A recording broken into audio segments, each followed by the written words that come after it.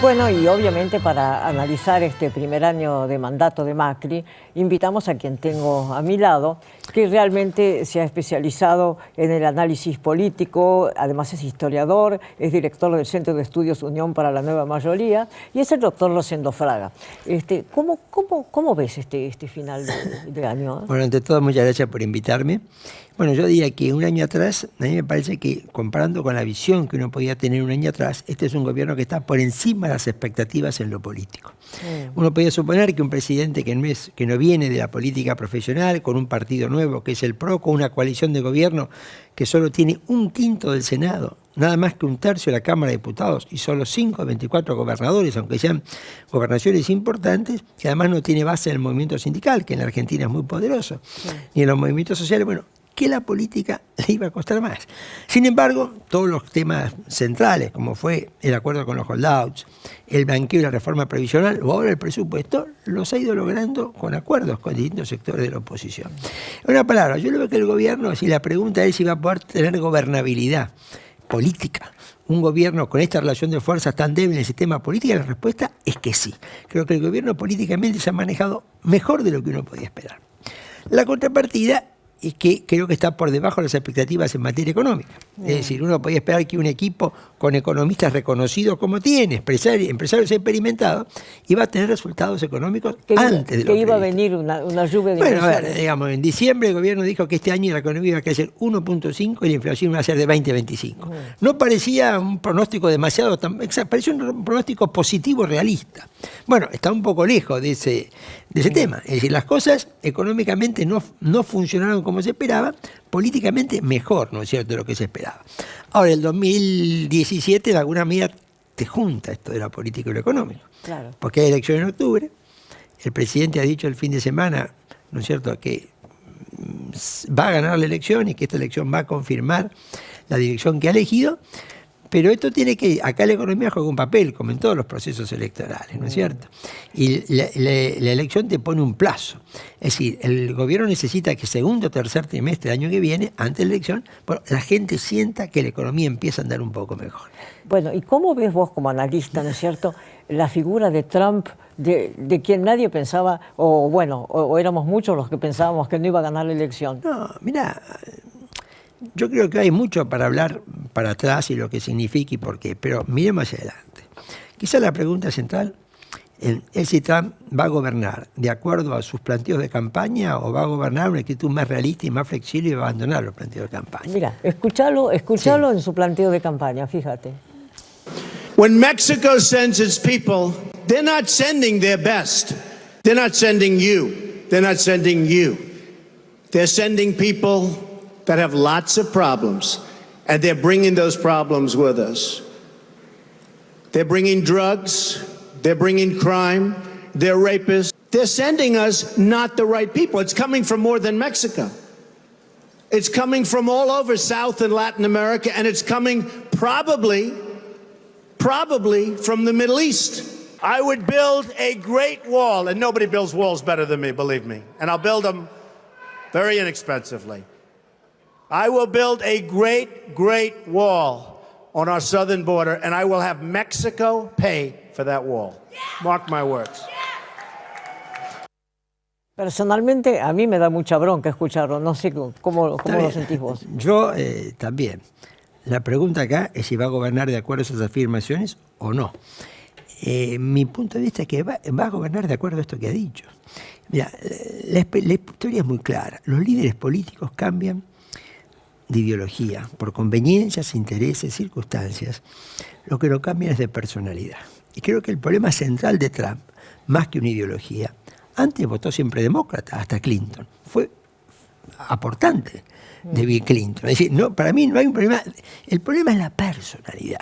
Para mí el problema está, digamos, esa afirmación es la personalidad que refleja. Y yo te diría que hasta ahora, de las 5 designaciones del equipo de la Casa Blanca, los 5 cargos que ha designado, los 5 cargos más importantes, solo uno viene de la estructura del Partido Republicano, los otros 4 vienen de su equipo más radicalizado de campaña.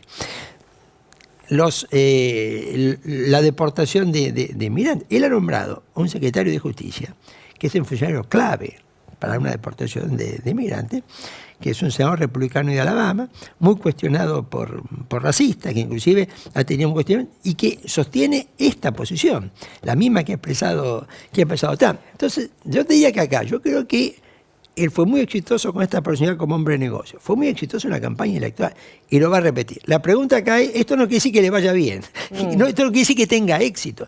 Esto va a ser un fenomenal desafío para el sistema político de Estados Unidos. Sí, bueno, pero fíjate vos que es un sistema político que de pronto tiene representantes en otras partes. Mirá lo que dijo Pichetto, a ver, sí, lo tenemos ahí. El esquema migrante que ha venido desde algunos países con perfiles delictivos es lo que estoy cuestionando. No hay control de identificación de sujetos que delinquen en los países de origen. Tenemos que acentuar la informática, la inteligencia criminal. Esto es lo que me parece que está también en discusión. Cuando la Argentina tiene universidades gratuitas, que es bueno que las tenga, y acceden estudiantes de otros países limítrofes en un número importante, debería haber mecanismos de compensación. Es decir, bueno, pagamos con electricidad por parte de Yacyretá, por parte de Paraguay. Cuando se atienden en los hospitales públicos, mire, todo el mes de noviembre está ocupado por ciudadanos paraguayos. Bueno, parece un alumno de Trump, ¿eh? Bueno, primero, Brasil.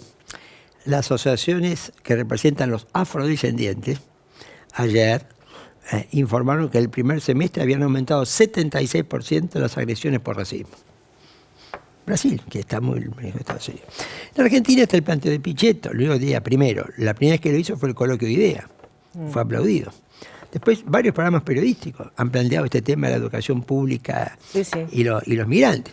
Está el tema de la salud. La provincia de Misiones ya firmó con Paraguay un acuerdo para que Paraguay se haga cargo del financiamiento de parte de las operaciones. Chaco va por un acuerdo similar.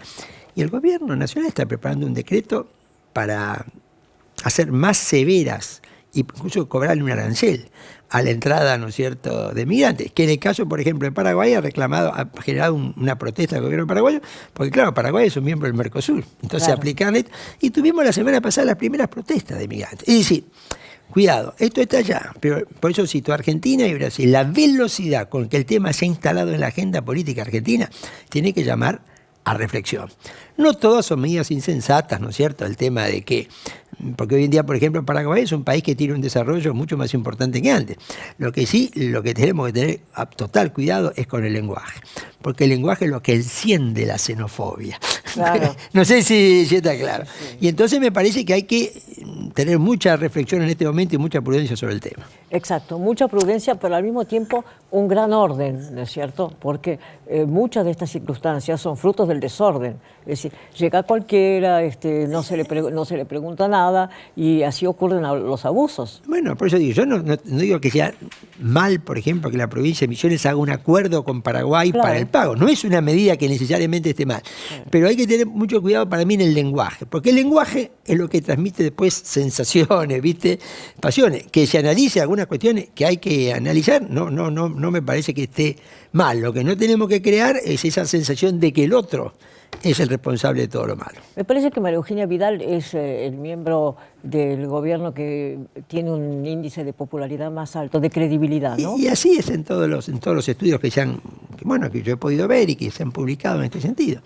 Es así y no solamente en la provincia de Buenos Aires, lo tiene también en el promedio nacional. Y eso hace de ella una figura política realmente singular y muy interesante. Muy interesante y además con un gran coraje personal.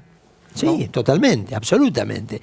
Y una figura que, yo te diría, para mí ha demostrado una gran eficacia política, porque vos fíjate que ella tiene que gobernar un poco lo mismo que el gobierno nacional, sin mayoría en ninguna de las dos cámaras, y sin embargo ha logrado, con la mitad de los intendentes y 3/4 partes de los intendentes del conurbano en manos de la oposición, y sin embargo ha logrado los consensos y los acuerdos para ir aprobando todo lo que ella ha ido necesitando.